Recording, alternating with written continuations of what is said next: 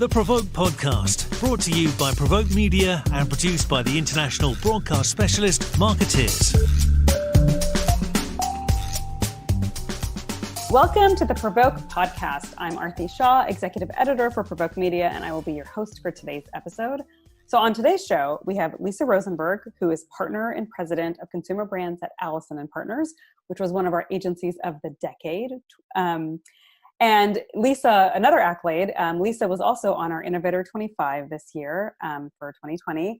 And she was on the list because she's just a powerhouse when it comes to creativity and storytelling. And I can go on and on about some of the campaigns she's worked on, but amongst them, some amazing work with Gillette, Purple M&Ms, Driscoll's Rosé Berries, to name a few, Lisa. So welcome to the show. Thanks, Aarti. Delighted to be here. Yeah, and so my favorite topic. Yes, creative, and we're covering both coasts. Because I think, Lisa, you're in New York, and I'm here in the Bay Area. Yep, cold and rainy here in New York today. And we are 65 and sunny. So let's first. I mean, we're in December now. It's 2020, and my gosh, what a year it's been. So I would love to get your take, maybe some reflection on this past year. You know, between COVID, between Black Lives Matter here in the U.S., a really huge presidential election, all of these factors. How did that impact creativity this year and innovation? And I would love to get your take on, is there any work that you did that you're really proud of amidst all of this, or even work that's, not from Allison Partners that you want to point to that really stood out to you in this year? No, absolutely. I think, you sort of hit it on the nail on the head when you think of the confluence of events that have happened in 2020 and the impact each of those have had on creativity and brand programming and what brands set out to do. And, I know it's a bit of an overused word, but pivot is actually, I think, the word of the day when it comes to how brands had to behave in order to be authentic and connect with consumers and strike the right tone. And you sort of see it over and over. I know I did with clients we were working with, where you had a great idea and you thought you were executing something, and then something happened and you might have been set to go out the very next day, and you either had to put it on pause to launch later, or you needed to put it on pause and figure out a new way in. So I think there was a lot of need for creative pivots and being able to think quickly while keeping a pulse on what was going on within the country. So I think you saw a number of brands do things where an idea might have come to fruition really quickly. And whereas something, in prior years might have, been 6 months in the planning stage and had a whole series of activations tied to it, that really wasn't how brands operated this year. This is not a... I'm sorry, go ahead. Oh, I was going to stop you there because I wanted to touch on that for a moment. So, I mean, that's interesting. So it's like, this is the year that it's almost like planning died because the world changed so quickly. So, I mean, do you feel like this is a permanent shift, that like planning far out, like planning campaigns weeks or even months in advance will never be looked at the same because the world just changed so quickly now? Yes and no. I do think, brands inherently like to plan. And while, no one is planning out their entire year or their 5-year plan the way they might have done 10 or 15 years ago, I still think, brands are looking to, okay, these are either my key selling seasons, or this is, a time of year or an event or a moment where I want my brand to play. And so I do think, planning is happening, but I think what you are always sort of being prepared with, or need to be right now at least, is well, what's plan B? Or how does this work in, a COVID world, or in a world where we can't bring people together in real life? So I don't think planning will completely go away. I think planning timeframes will be condensed. And I know that I'm seeing this with some of the brands that I work with, where we're planning against a number of different moments in time, but we're sort of looking quarter by quarter. Mm-hmm. So I don't think many people are planning now for, a year from now, or right. even really 6 months from now. I think, because we've had some really good news in the last few weeks about a potential vaccine, you are starting to hear some conversations of, oh, well, when we're out of stay at home, or needing to socially distance, what could this look like? Because I think there's built up desire and anticipation to bring back some things that happen in real life. So I think you're starting to see glimmers of discussion there. But I think when you reflect back on 2020, it was moving in real time. It was, changing direction on a dime, not getting your heart set on an idea. Like, you might have loved a campaign you came up with, but you also were going to need to be able to walk away from it if it was going to come across as tone deaf, or if it was inappropriate based on what was going on in our world. So I think some of those learnings and flexibilities, I think, will inherently change the way all of us marketers work, because it's been 9 months of figuring out how to flex, and I think we're all building up our skills in that area, and also getting a little bit better about not feeling so attached to an idea that we can't just let it go. I think that you raise an interesting point there around this flexibility that we had to have in 2020, and not getting too attached to any particular idea. And I feel like, so how much is that driving your conversations into 2021? And it sounds like pretty heavily, because to your point about these glimmers of hope, it seems like right now, and even in the conversations we're having internally, and that I've had with other folks in the industry, no one really knows at what point is talking about an in-person live experiential event. What point is it sort of a pie in the sky fantasy? And at what point is it like, no, this is something that's really rooted in reality and could happen in June? Like, so how do you balance that, planning so that you're keeping abreast with what, some of these these milestones that are happening around vaccines, but also not jumping too far ahead? Yeah, I mean, I think, I would advise my clients to err on the side of caution. You're seeing some of the projections or, predictions by the government and by health experts could be June, but, it could be September. And you're probably looking like next fall before we really start to resemble any kind of normalcy. I think I saw something yesterday that talked about like in-person sporting events probably won't be back to normal till the end of 2021. And so while we're going to see things start to turn, and while there is good news, it just takes time.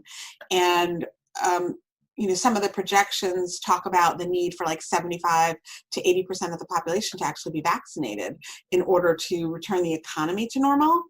And that's a big number, and that doesn't happen overnight. Right. So I think we're still probably in a virtual environment or a digital environment for a good chunk of time longer. I think you'll really start to feel the country, I'm hoping early spring, sort of come back. I think, obviously we've heard all the news as of late, and the numbers are increasing, and unfortunately, it's resulting in increased hospitalization and deaths, that hopefully we will turn the corner and a tide as people start to get vaccinated, and hopefully as this surge subsides. And I think once it does, I think you're going to start to see a careful and cautious rebound by marketers and what they choose to do.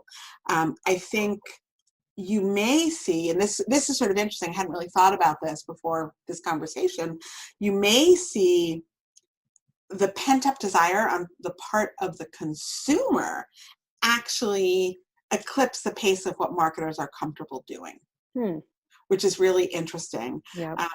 Travel is a really interesting category, and people haven't really been able to go places and to vacation in the way that travel was such a critical component of our lives.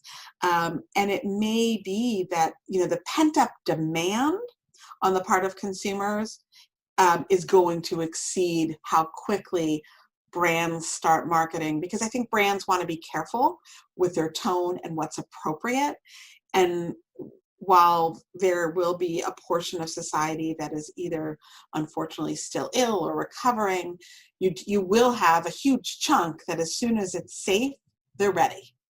And so I think that'll be an interesting challenge. Like, how do we balance that? Right. And at what point is it appropriate to start to shift your messaging or your activations, as long as it's safe to do so? Yeah, no, I think that's super interesting. And, I wonder how much we're dealing with that right now as we're as we're in the holiday season, right? Which is traditionally, marketing overdrive. And so, that's on one hand, there's a consumer expectation for kind of being bombarded with marketing at this time of year. But on the flip side of it, there's also, as you and I talked about before we started this podcast, I mean, if you open up the news or the headlines, it's all about death and illness and ICU capacities.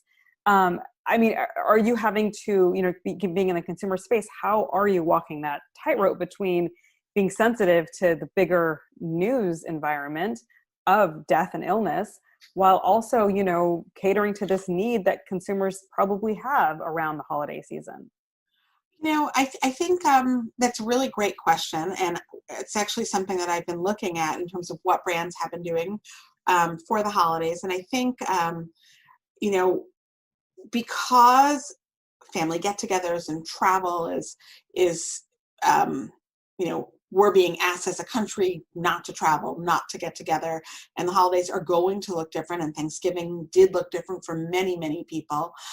You are seeing brands, I think, play with a sense of fun, a sense of whimsy, mixed up with a good dose of heartfelt connection, which can play on some of what we're feeling as a result of the pandemic. But I've seen a number of brands, we're not in the doom and gloom, and it's not necessarily a reaction to the vaccine news or change in a president or anything like that. It's just that consumers need something to feel good about, and if you can tie your messaging to what's relevant, all the better. Great example. We actually saw a number of brands lean into Thanksgiving this year. And a lot of times holiday is all about, Christmas, Hanukkah, Kwanzaa, that time of year. But we saw some brands really start their holiday activities in earnest with Thanksgiving. You saw Whole Foods and Progressive do a really innovative program for their Thanksgiving turkey protection plan, which was really commenting on the fact that you had a lot of first-time cooks who were going to try to conquer the turkey, which is not something everyone always knows how to make. But because you were going to have smaller gatherings and more people were actually going to be cooking Thanksgiving dinner, the idea was if you had a turkey fail, you could be rewarded with gift cards redeemable at Whole Foods if you had the Thanksgiving turkey protection plan. So, a really fun pivot with a nod to what's going on in our country now. So I think brands are looking for ways to create some sense of fun this holiday season. I think you're seeing also a tremendous amount of branded merchandise as part of the holiday season. Whether it's Pizza Hut teamed up with Gravity Blanket to do that original pan-weighted blanket that I don't know if you've seen it, it looks like that giant like cheese or pepperoni pizza. Oh, I haven't seen that. Yeah, so it's really cool. And they launched it in response to this being a heavy year. And the blanket is like 72 inches round. It weighs 15 pounds, sold out in less than a day. So you now have a gravity blanket that looks like a giant pizza that you're snuggled up underneath. And then you saw, like Frito-Lay, and they've had branded merchandise in the past, but they introduced holiday bundles and did their first ever like holiday shop on their website on snacks.com. So you could get like an ugly Doritos branded Christmas sweater and an adult size like Cheetos onesie. And they each came like with their corresponding, like a bag of the corresponding snack. So you saw like bundles, and then other brands like Dunkin', who've traditionally done a lot of merch, they dropped their line as if they were Supreme. Like, so, it was the full line, dropped at once, most of it sold out super quick. So you're seeing brands who don't live in the world of fashion actually, sort of take cues from how those collections generate so much buzz and demand amongst consumers. So going in a, we're talking about kind of the levity around the holidays and kind of giving people that much needed outlet. Let's look at another piece, and that's the purpose and empathy. I mean, obviously purpose is not new. We've been, that's been kind of the headline for the industry for many years now. But I mean, this year it took on extra significance because people were looking to brands, not only, in terms of where their purchasing decisions were made, but also how they were treating their employees in the middle of this crisis. And, this was the year that you couldn't just talk the talk, you actually had to show some action. So I'm curious what kind of conversations you had around purpose, and what do you think will be the lasting change from this year? Sure. I think, purpose isn't new when it comes to how brands think about their marketing mix, but I do think what's changed is the desire, the authentic desire by brands to actually weave purpose into their marketing efforts in a way that is really going to have a measurable impact. And whether it's tied to CSR or their sustainable goals, they are looking to do things that are actually going to have an impact, on the communities and the people with which, they serve. And then, you have brands who are inherently purpose-driven, brands like a Ben & Jerry or a Patagonia, and Impossible Foods. And then you have other brands that are truly, they're brands where purpose may not be their main driver, but they stepped up in a big way. And this year was a year where brands absolutely could. I think one of the things, and I took this as a great program, and this was before I started working with Budweiser. So this is not a campaign that I worked on, but one that I really thought demonstrated how a brand could pivot in a significant way. And they Budweiser introduced a One Team, which was a partnership between Anheuser-Busch and the American Red Cross. And it was at the beginning of COVID. And basically what the brand did was redirect $5 million of its sports and entertainment marketing spend to the Red Cross to support the fight against the pandemic. And they worked with their stadium partners to actually open them up for blood drives for the Red Cross in order to have an impact. And I thought that was a really, impactful way to make a difference. And you saw lots of brands do things that they were capable of doing. And when there was, a need for more PPE or hand sanitizer, lots of different brands stepped in and pivoted their production lines to make product. But I thought this was a really interesting way to sort of repurpose something that was planned and pivot in a big way. And I know, that actual spot that they put together, they did it in a week, which is pretty impressive, and not the way most brands, put out a typical commercial or piece of film. And then you have, brands like, I would say, Ben & Jerry's, who've long been supporters of equality and justice and taking a stand on issues. So they're a true purpose-driven brand. following the unfortunate killing of George Floyd this past year and the protests, they really put out a call to dismantle white supremacy, both on social and on their website. And I thought the podcast series that they did really put a stake in the ground for what they stand for, and looking to address the historical aspects of racism in America. So it was called Who We Are. That is more than just putting a spotlight on a progressive cause. I think they were really moving along the spectrum of saying we are a social justice company, we are a social justice brand. I'm glad that you brought up the Black Lives Matter, because that was another obviously huge part of 2020. And the fact that you said white supremacy on this podcast, right? I feel like that's a lasting change of what happened this summer. I spoke to the CCO at ACLU, and she and I had this conversation, and she said it was really, the summer was the first time that even she was saying the words white supremacy at work. And the fact that that language is not jarring anymore to talk about in a professional context, I think is testament to kind of the lasting impact of some of these movements from the summer, and how brands are embracing things, like challenging white supremacy, acknowledging white privilege in a way that they hadn't done before this year. I mean, like we said, the Black Lives Movement is not new. It's been around since I think it was 2014. But this is the year that the brand stepped up and decided they were going to have a voice in that conversation. I wanted to also get a sense for, in this really challenging moment, how did you foster creativity amongst your team? What were some of the ways that you were able to do that? And what do you think you'll carry with you into 2021 as, our world continues to change, as vaccines, roll out, and maybe we might be seeing each other more. Obviously the office is not going to go away, but it may look very different in the future.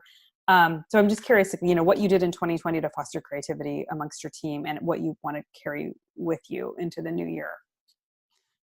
Oh, that's a great question. So I think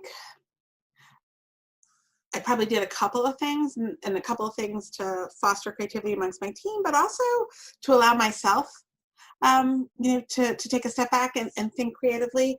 And, I don't think, creativity is a result of necessarily the environment you're in or where you are. It's about freeing your mind and giving yourself a chance to think, and giving yourself and your teams a chance to think about what's happening in the world around you, and looking at what's going on. Because I think you can draw inspiration from a lot of different places. So I think one of the things that I, encourage my team to do is to look for ways in which they can draw inspiration.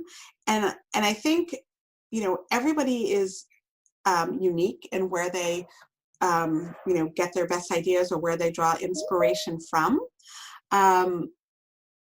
I know I used to always joke that I got my best ideas when I was drying my hair in the morning, because it was just, I couldn't talk to anyone else. I couldn't be on a phone call because the hairdryer was loud, so I could just be in my own head. So I think, encouraging people to take time to noodle with ideas, and to also take time to look at what else is out there and draw inspiration from, the work that you see. Early on in the pandemic, I actually spent a lot of time looking at campaigns that were being done from around the world to encourage social distancing and hand washing and all sort of the early messaging we heard at the start of the pandemic. And there was a great website, and the name of it escapes me at the moment, but I saw, sort of brilliant work from around the world, and how we were all trying to communicate the same message. So it wasn't like, I'm selling a shoe here, or I'm selling ice cream. Everyone was selling the safety message and the how to protect yourselves and what we needed to do. And so seeing the variety of ways in, on that, I actually found particularly inspirational. And so one of the things that we've been doing is, when you think about a challenge we're facing for a client, or what is the the problem that we're trying to solve, if you can identify that problem and then figure out different ways that you could solve that problem, it's a way to push the innovation and the creativity. So I just thought that was just a really interesting way to look at probably 100 different creatives take on the same problem. Yeah, I think that's an excellent point. And I love your example about just, I think we were all in this really breathless state, right, in the beginning of the pandemic, and the importance of just stopping and being able to reflect. I think it's important for leadership to do that, and also to enable their teams to do that as well. So, I know we have to wrap up soon, but Lisa, I would love, one of the, we can end on this futuristic note. One of the things that you mentioned in our Innovator 25 Q&A with you, which I'll link to in the show notes for those of you that want to have a look at it, that stood out to me was thinking about what the industry will look like in the future, and where is an urgent need for innovation. And I'll read your response, because I really liked it. We need to continue to innovate through technology so that tasks can be automated and streamlined to free up human capital to think big and create. And this sort of dovetails nicely with what the answer you just gave. And I would just love to kind of think, beyond 2021, let's just look at this next decade of communications. And what would you like to see automated or streamlined, and where would you like to see, kind of human capital be concentrated? Oh, what a great question. I mean, I think we're starting to see the use of AI and machine learning as ways to, track conversation and track trends that then impact creativity. So I think when you're able to automate certain tasks and take it out of what used to be very manual and labor intensive, you free people up to do the work that I believe clients are hiring us for. And yes, they're hiring us to take some of the stuff that they don't have time to deal with off their plate. But if we can automate like some of those task-oriented things, or things that we need to make us smarter, so whether it's research or learning or listening, and listening across the social space, and then free ourselves up to spend more time thinking about the solutions to problems that either have been identified or people don't even realize that they have. Like, what are the tensions in this world that we need to solve? I think, that's sort of the win for our industry. There have been times in my career, and I've been doing this, a long time, where all of a sudden you find yourself spending a good portion of your day doing things that, I could be doing this if I sold carpet. I could be doing, I could be doing this if I, worked in any other industry. But I got into this industry because I wanted to be looking for creative ways, for brands or companies to be able to have an impact and make a difference in people's lives. So in order to do that, you need the time to think. And that's probably, for me, like one of the biggest, sort of question marks of this past 9-month period is how, at a time where you cut out travel and you are home, theoretically you would think you have a lot more time, and yet everyone I talk to feels busier than ever and more stressed and pressed for time. And so how do you, I'm still trying to grapple with that bit of it, but I do believe that it is sort of the freeing of the brain. And so if you can take certain tasks that just take up time that could be solved through technology, does that free you up for more brilliant creative innovation? I think that's an excellent point. And I think it'll be interesting to see how that translates to attrition in our industry, right? I mean, sometimes, if, to your point, I mean, if you start as at a junior level and most of what you're doing is some of these tasks or database management, or, right, media monitoring and that kind of thing. And you think, gosh, like this isn't what I thought this industry would be like. And then you end up, losing talent. Whereas if they can, if people can start and have a little bit more of that bigger creative thinking as part of their jobs, that might help attract and retain talent. You make such a great point, Aarti, because junior people tend to get relegated to a lot of those entry-level task-oriented things that we wind up doing. And great ideas can come from anyone and anywhere.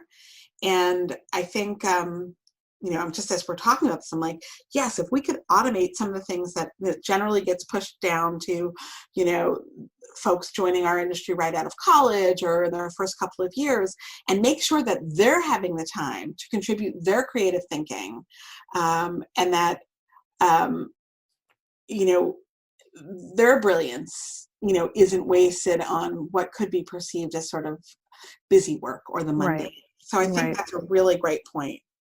Yeah, no, I think that's, and I think that's something really exciting for the industry to be, to really work towards. I think it could change, the way that we structure work at agencies, and what those first few years look like. Because I've talked to people who I think are really smart and brilliant, and they're now in tangential fields, but they're no longer in the PR industry. And part of the reason that they left was they wanted to be doing what they thought was, what they thought they would be doing at a PR agency. I think so. There's much to look forward to. We had a tough start to this decade, but as we've talked about earlier, there's some light at the end of the tunnel. It looks like 2021 will be quite different than 2020, and there's a lot of technology advances that I think we can look forward to over the next decade as well. Well, Lisa, this was a great conversation. I love when you and I sit down and chat. So I'm glad that we recorded it this time for an audience to hear. Well, thank you, Aarti. It's always great to chat with you, and hopefully next time it'll be in person. Ideally back in San Francisco, I can come visit you again and not via Zoom. Yes. I yes. Really appreciate the opportunity and the conversation. And I agree with you. Rocky start, but I think, as I said, when you asked in the Innovator profile, predictions for 2021, and I do believe it will be better than 2020. I think we're all sort of banking on that. Well, that wraps up another episode of the PRovoke Media podcast. Thank you again, Lisa, and thank you to our production team at Marketeers, and we will be back soon with another episode.